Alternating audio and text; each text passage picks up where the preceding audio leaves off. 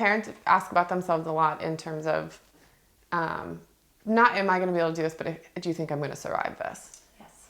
And every parent sort of buckles down and knows this is their final act of love for their child. And sometimes we have to provide that sort of praise and validation and like, this is our last hurrah, sort of. And it's funny, a lot of parents, especially when the kid has been sick their entire life, will say, what am I going to do when it's med time?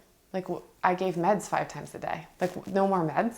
I hear that more often than not, and that's not something you would probably think about, but I hear it a lot of parents being like, no more meds, and you know, they have cabinets dedicated to this child and drawers full of syringes and extensions and however, a refrigerator door dedicated just to meds, and a lot of times parents are like, no more meds, and I think that's something that they can really rock the boat. And so parents I've never seen a parent feel like they can't survive the end of life because it's the last time they have with their child, and they tend to savor every single moment, even when it's agonizing.